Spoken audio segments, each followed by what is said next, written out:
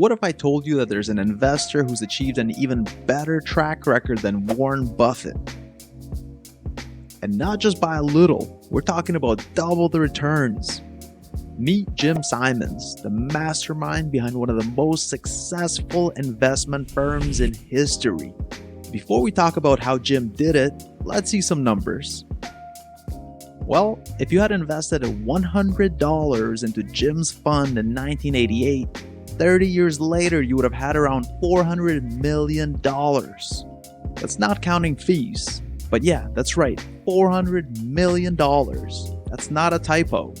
Now, they did limit the size of the fund, so they return capital to investors pretty much every year. If they didn't do that, the fund would grow way too big and it would stop making all that money. Warren Buffett's long-term returns are around 20% per year.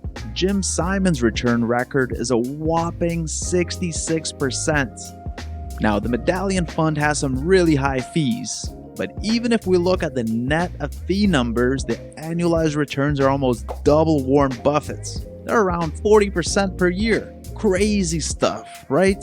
Okay, so the numbers are insane, but how did Jim Simons create this and how does it all work? Well, he spent his early career getting a math PhD, and he was quite an accomplished math guy. Even if he would have retired at that point in his life, he would have still been a well-known scientist. But no, he went on to do some code breaking in the military and ended up teaching at Harvard and MIT. It wasn't until his late 30s that he switched it up and got into finance. And let me tell you, he did it differently than any other investor out there. This guy was working as a trader, and the thing that caught his eye was that there was lots of data out there, and he figured that maybe he could build some models that would help predict what prices would do.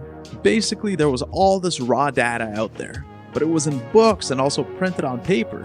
So he had to pay people to transcribe all this information into computers so they could actually analyze it. So he had a team of people literally reading off books from the Federal Reserve and typing that info into computers. And this led to him opening his Renaissance Technologies hedge fund in the late 70s. Jim's approach was really different from what other hedge funds were doing at the time. He focused on hiring science people, which wasn't all that common on Wall Street back then. His goal was to get smart people together, give them lots of freedom, and to keep open communication between departments. So he hired PhDs in physics, astronomy, and math. They also spent tons of money on the best computers and made everyone a partner in the firm. This meant that if he was going to be getting rich, everybody else would also get wealthy. Well, their approach was a winner, and the fund went on to be a massive success. From 1988 to 2018, the fund returned over 66% per year before fees, and they didn't even have one down year. Not even one. Now that does seem a little bit fishy. I have seen this sort of thing before somewhere, but there's no reason to believe there's anything funky going on. After fees, the fund returned over 39% per year. That's almost double Warren Buffett's track record at Berkshire Hathaway.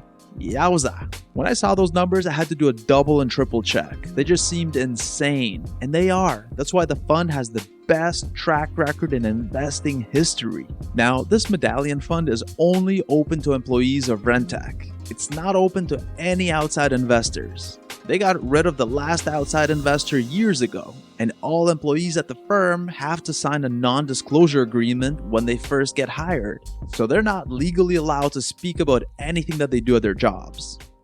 So how does this fund make money? Well, I can't tell you exactly because of all those non-disclosure agreements, but I pieced together some information from a bunch of interviews that I watched, and here's the gist of it. Essentially, they comb through a massive amount of data to try and see if there are any anomalies. An anomaly is a trend that's not random and that exists in the stock market. There are some anomalies that are really well known. One example is the small cap effect. Broadly speaking, smaller companies tend to outperform larger companies when looking at long-term returns.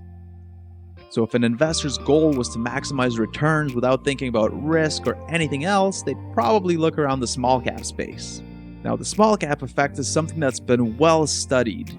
The types of anomalies that Rentech looks into are much more subtle.